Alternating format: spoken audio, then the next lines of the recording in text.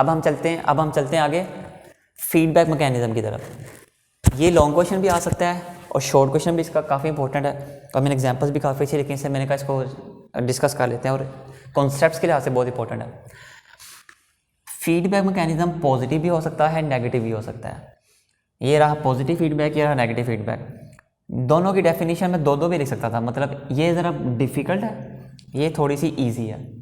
ये आपके ऊपर डिपेंड करता है आप ईजी को चूज़ करते हैं कि डिफ़िकल्ट चूज़ करते हैं, लेकिन दोनों तरफ आपने फिर एक ही लेवल की लिखनी है। अगर डिफ़िकल्ट लिखनी है फिर दोनों तरफ डिफ़िकल्टी लिखनी है, अगर ईजी लिखनी है दोनों तरफ ईजी ही लिखनी है। वो मैं आपको बताऊंगा कैसे लिखनी है। मैंने एक तरफ डिफ़िकल्ट लिखी, एक तरफ ईजी लिखी है। आपका भी टाइम बचा है, अपना भी बचा है, और आपको साथ एक तरीका सिखा रहा हूँ कि लेक्चर कैसे नोट करना होता है। ये इजी है। नेगेटिव फीडबैक में पहले हम इसका कॉन्सेप्ट पढ़ लेते हैं, बाद में डेफिनेशन समझ आएगी। पहले कॉन्सेप्ट होगा तो समझ आएगी ना।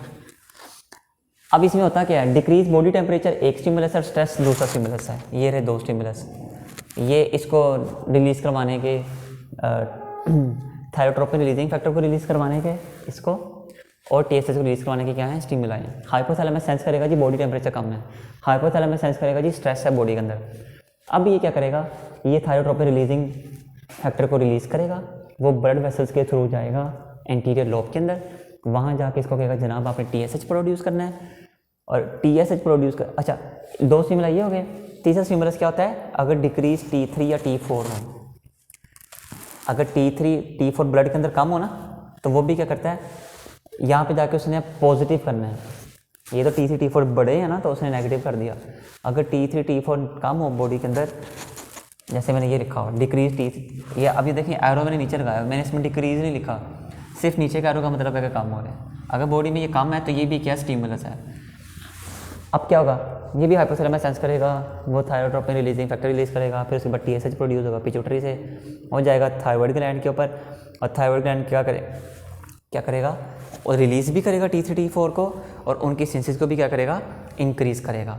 अब रिलीज़ भी करवा रहा है, सिंथेसिस इंक्रीज़ करवा रहा है। अब चूँकि ये क्या करता है, ये लिखा हुआ है टीएसएच में, जो पिट्यूटरी ग्लैंड में टीएसएच लिखा है ना, उसकी लास्ट लाइन है कि ये नंबर भी इंक्रीज़ करता है सेल्स का, थायराइड ग्लैंड के सेल्स का नंबर इंक्रीज़ करता है, उनकी सेक्रेटरी एक्टिविटी को इंक्रीज़ करता है। अगर ये नॉर्मली ज़्यादा हो तो फिर क्या हो जाता है, ग्वाइटर जाता है, थायराइड यहाँ से एनलार्ज होना शुरू हो जाता है।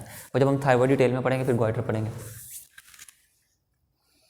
और अब यहाँ पे स्टिमुलस क्या है, ये दो और एक T3 T4 का काम हो जाना। यहाँ पे इफेक्टर्स क्या हैं, ये तीनों इफेक्टर हैं, हाइपोथैलेमस भी फैक्टर है, एंटीरियर लोब पिट्यूटरी भी फैक्टर है, और थायराइड ग्लैंड भी फैक्टर है कि ये रिस्पॉन्स करवा रहे हैं। और रिस्पॉन्स क्या है कि T3 T4 बढ़ के क्या हो गए, नॉर्मल हो गए। अब जब तक ये बढ़ते रहेंगे तब तक रिलीज़ होता रहेगा। एक वक्त आएगा जब ये नॉर्मल लेवल पे चले जाएंगे ना, फिर यहाँ से नेगेटिव फीडबैक मैकेनिज्म जाएगा हाइपोथैलेमस को भी और पिट्यूटरी को भी। इसी तरह की डायग्राम आपके फीडबैक मैकेनिज्म वाले टॉपिक में बनी हुई है, लेकिन और वो थोड़ा सा आगे लिखा हुआ है। क्योंकि मैं टीएसएच पढ़ा रहा था तो मैंने सोचा आपको साथ ही पढ़ा दूँ। ये लिखा हुआ है पेज नंबर 78 पे, फीडबैक मैकेनिज्म डायग्राम बनी हुई है, साथ उसने लिखा भी हुआ है सारा। तो जब ये बढ़ जाएंगे ये क्या करेगा, दोनों को इनहिबिट कर देगा कि नहीं जनाब अब डिमांड पूरी हो गई है, अब ये आप अपने फंक्शन क्या कर दें, कम कर दें। तो ये सारा है नेगेटिव फीडबैक। क्योंकि एक रिस्पॉन्स ने दूसरे को इनहिबिट किया, डिक्रीज़ किया, एक चीज़ ज़्यादा हो रही है और दूसरी कम हो रही है, इससे हम इसको नेगेटिव कहते हैं कि एक ज़्यादा होकर दूसरे को कम कर रही है। और फीडबैक क्यों कहते हैं कि यहाँ से फीडबैक जा रहा है, यहाँ से इन्फॉर्मेशन वापस आ रही है। जैसे एक टीचर फीडबैक लेते होता है ना कि एक टीचर आपको पढ़ाने आया है, फिर ये टीचर है, टीचर ने बच्चों को पढ़ाया, अब बच्चों से पूछा जाता है कि हमें वो, और टीचर को हायर किसने किया, वहाँ की एडमिन ने। तो अब एडमिन क्या करती है, वो बच्चों से फीडबैक लेती है, बच्चे खुद फीडबैक देते हैं कि वो टीचर कैसे टीच करते हैं। तो ये फीडबैक होता है। अब फीडबैक मैकेनिज्म की इजी डेफिनेशन ये है कि feedback that tends to dampen, dampen क्या होता है, डिक्रीज करना, that dampen a process by applying the output against the initial condition. ये क्या करता है, इफेक्ट को डैम्पन करता है, किसके थ्रू, ये आउटपुट है, रिस्पॉन्स का आउटपुट कह रहा है, आउटपुट के थ्रू, किस चीज़ को, जिस चीज़ ने इसको स्टार्ट किया था, इनिशियल कंडीशन को स्टार्ट किया था ना, उसके अगेंस्ट ये आउटपुट कर रहा है। अब इसकी एग्जांपल क्या है, T3 T4 की दी हुई है एक तो, कि T3 T4 जब बढ़ते हैं तो इन दोनों को कम कर देते हैं, थायरोट्रोपिन रिलीजिंग फैक्टर को, टीएसएच को। ये देखिए यहाँ भी मैंने शॉर्ट फॉर्म ही लिखी है, थायरोट्रोपिन रिलीजिंग फैक्टर और थायराइड स्टिमुलेटिंग हार्मोन। दूसरी बात, जितनी शॉर्ट फॉर्म यूज़ करते हैं ना, आपके नंबर ऑफ रजिस्टर्स भी कम यूज़ होते हैं, और जितने कम नंबर ऑफ जितने कम रजिस्टर यूज़ करेंगे उतना आपके पास अपना डाटा सेव रखना आसान होता है। ये ना देखने में बड़ी छोटी सोच लगती है, लो जी नंबर रजिस्टर कम करने हैं, लेकिन यह कि अपने आप को जितना मेंटेन करेंगे उतना ही आपका फ़ायदा है। अपने कामों को जितना आसान करते हैं ना उतना आपके लिए फ़ायदा है। इसे दीन में भी अल्लाह ने बड़ी आसानी दी है, और जितने कामयाब लोग देखेंगे ना आप देखेंगे वो अपने लिए भी आसानियाँ बनाते हैं, अपनी मेहनत को आसान कर लेते हैं ताकि उनको बहुत ज़्यादा मेहनत ना करनी पड़े, उनका आउटपुट बढ़ जाए, और दूसरों के लिए भी आसानियाँ ही बनाते हैं।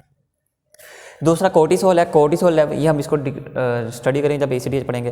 कोर्टिसोल जब बढ़ता है तो ये नेगेटिव फीडबैक देता है, मतलब यहाँ पे एड्रिनल ग्लैंड है वो प्रोड्यूस करेगा कोर्टिसोल, एग्जांपल दे रहा हूँ। अब वो कोर्टिसोल बैक साइड पे जाएगा किसकी तरफ, हाइपोथैलेमस की तरफ और एंटीरियर लोब पिट्यूटरी की तरफ कि जनाब ACTH कम करें हम, तो ये भी नेगेटिव फीडबैक है।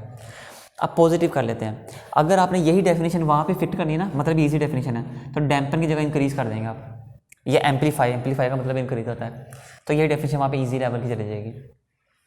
ये थोड़ी सी कंपैरेटिवली डिफिकल्ट है। वही है कि इसमें क्या होगा, एक काम दूसरे को बढ़ाएगा, वो बढ़ाएगा, इसमें तो काम हो रहा है ना, उसमें बढ़ेंगे। फॉर एग्जांपल ये देखें, इन्हेंसिंग और amplification of an effect by its own influence on the process which give rise to it. इसमें क्या होगा, इन्हेंस होगा या एम्पलीफाई, दोनों का मतलब बढ़ना ही होता है। ऑफ एन इफेक्ट, इसमें एक इफेक्ट जो होता है ना ये बढ़ते हैं अपने रिस्पॉन्स के बाद। अब इसमें आप अगर इजी करनी है तो ये भी डेफिनेशन आप वहाँ फिट कर सकते हैं, सिर्फ डैम्पर की जगह एम्पलीफाई आ जाएगा, ये इन्हेंस आ जाएगा। ये देखें ये FSH है, FSH जब रिलीज़ होता है ये ईस्ट्रोजन, ये एग्जाम्पल अभी आप लिख लें, जब मैं सेक्स हार्मोन पढ़ाऊँगा ना फिर इसमें सही तरह आपको एक्सप्लेन कर दूँगा।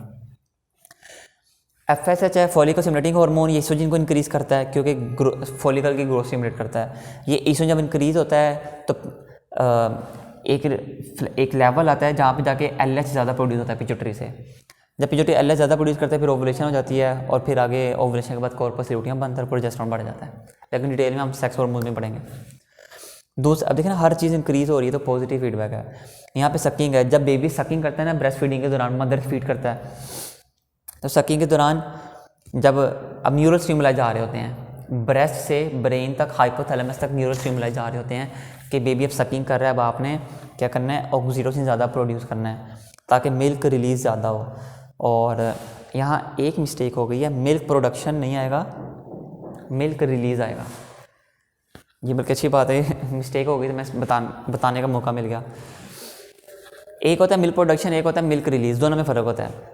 ये MCQ आता होता है। मिल्क रिलीज़ कौन करवाता है, मिल्क प्रोडक्शन कौन करवाता है, prolactin. Pro means before, lectin means lactation, lactation होता है दूध पिलाना, तो वो लैक्टेशन से पहले प्रोड्यूस होता है प्रोलैक्टिन। कहाँ से प्रोड्यूस, वो भी पिट्यूटरी से प्रोड्यूस होता है, एंटीरियर लोब से। तो प्रोलैक्टिन भी क्या करता है, वो मिल्क प्रोडक्शन को इंक्रीज़ करता है, इंक्रीज मिल्क प्रोडक्शन। यहाँ एक्चुअली मिल्क प्रोडक्शन नहीं आना, यहाँ आएगा इंक्रीज मिल्क रिलीज़। और वो जब दूध बन जाता है, मिल्क बन जाता है ब्रेस्ट के अंदर या मेमरी ग्लैंड्स के अंदर, अब उसको रिलीज़ कौन करवाता है, उसको ऑक्सीटोसिन रिलीज़ करवाता है। वो मिल्क रिलीज़ को या मिल्क इंजेक्शन को इंक्रीज़ करता है। वहाँ के मेमरी ग्लैंड में जो मसल होते हैं वो कॉन्ट्रैक्ट करवाता है, और इससे मिल्क जो प्रोड्यूस हुआ होता है, स्टोर होता है अंदर, वो रिलीज़ हो जाता है। तो ये हमारा क्या है, positive and negative feedback mechanism. And thank you so much.